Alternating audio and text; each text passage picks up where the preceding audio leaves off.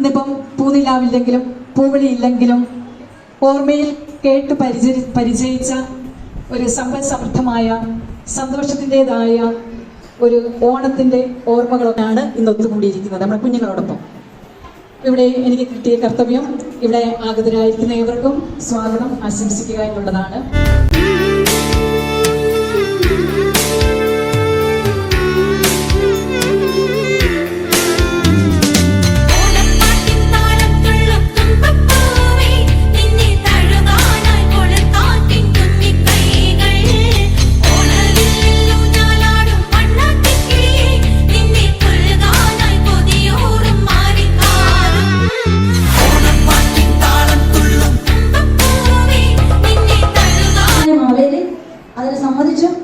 അങ്ങനെ ഒരടി കൊണ്ട് ആകാശത്തെയാണെന്നും രണ്ടാമത്തെ അടി കൊണ്ട് ഭൂമിയെയും പാതാളത്തിലേക്കാണെന്നും മൂന്നാമത് അദ്ദേഹത്തിന് കൊടുക്കാൻ സ്ഥലമില്ലാതെ വന്നപ്പോൾ തന്റെ തല ചായച്ചു കൊടുത്ത് തലയാണെന്ന് അദ്ദേഹം കിട്ടത്.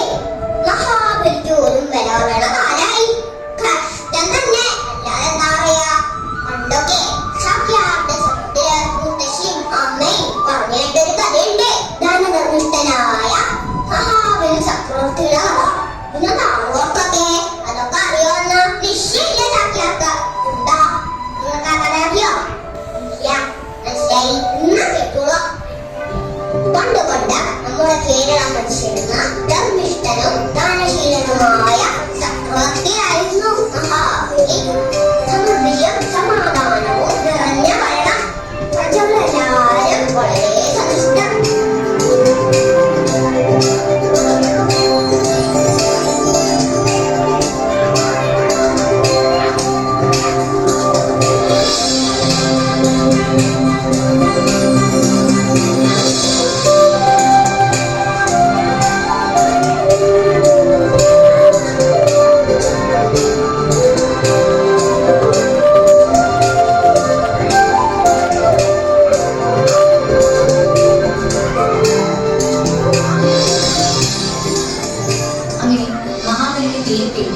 ജനപ്രിയനും ഭൂമിയിലും സ്വർഗത്തിലും പരന്നു. മഹാബലിയുടെ അസൂയ കൊണ്ട ദേവേന്ദ്രൻ തന്റെ സ്ഥാനമാനങ്ങളെല്ലാം നഷ്ടപ്പെട്ടു പോകുമോ എന്ന് ഭയപ്പെട്ട് വിഷ്ണു ഭഗവാന്റെ മുമ്പിൽ സങ്കടം ബോധിപ്പിച്ചു. ഇത് സകല ദേവന്മാർക്കും ആപത്താണെന്നും വിഷ്ണു ഭഗവാന് മാത്രമേ ഇക്കാര്യത്തിൽ എന്തെങ്കിലും ചെയ്യാൻ കഴിയൂ എന്നതിനാൽ വേണ്ടതുപോലെ പ്രവർത്തിക്കണമെന്നും അദ്ദേഹത്തോട് അപേക്ഷിച്ചു. മഹാബലി വലിയ ദാനശീലനാണെന്ന് അറിയാമായിരുന്ന വിഷ്ണു ഒരു ദരിദ്ര ബ്രാഹ്മണ ബാലകനായ വാമനന്റെ വേഷത്തിൽ മഹാബലി അശ്വമേധയാഗം നടത്തുന്ന യാഗശാലയിൽ എത്തുകയും ചക്രവർത്തിയെ മുഖം കാണിക്കാൻ അനുവാദം ചോദിക്കുകയും ചെയ്തു. മഹാരാജാവ് ആ ബാലകനെ സ്വീകരിച്ച് ആദരിക്കുകയും ആഗമന ഉദ്ദേശം ആരായുകയും ചെയ്തു. അല്ലയോ ബ്രാഹ്മണ ബാലക, അങ്ങയുടെ വരവ് എന്തെന്ന് അറിയിച്ചാലും അങ്ങ് മഹാദാനശീലനത്തെ അതീത് തപസ് ചെയ്യാൻ 3 അടി മണ്ണ് മാത്രം തന്നാൽ മതി. വേറെ 3 അടി മണ്ണോ മതി രാജൻ, നാം ഈ കൽപ്പാദങ്ങൾ കൊണ്ട് അളന്നെടുത്തുകൊള്ളാം. അങ്ങേ ഇച്ഛ പോലെ ബാലക. മഹാബലി ഇത് പറഞ്ഞു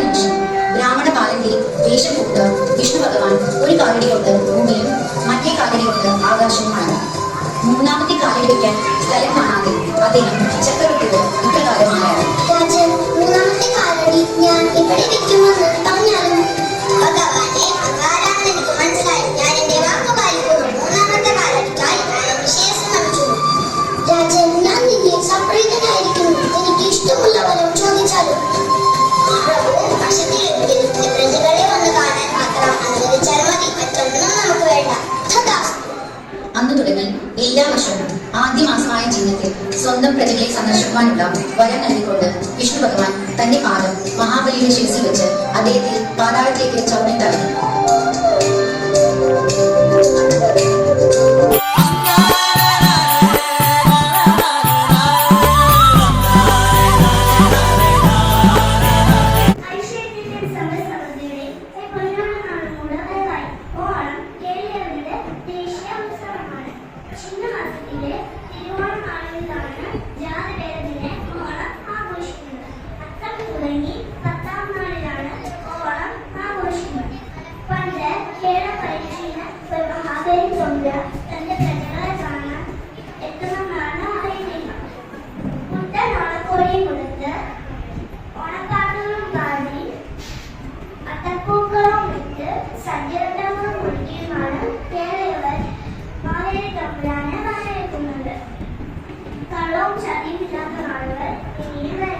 എല്ലാവർക്കും എന്റെ ഹൃദയം നിറഞ്ഞ ആശംസകൾ.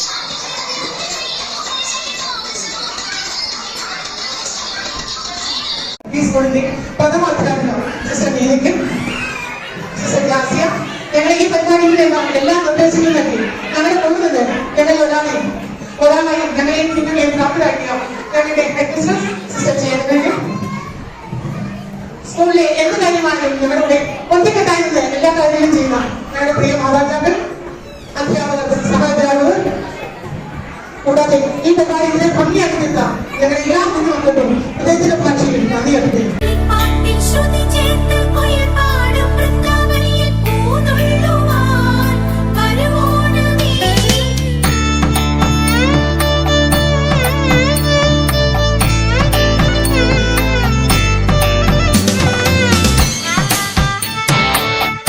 മാവേലി നാട് വാണിയിടും കാലം മനുഷ്യരെല്ലാരും ഒന്നുപോലെ ആമോദത്തോടെ വസിക്കും കാലം അബദ്ധങ്ങാർക്കും ഒട്ടില്ല താനും.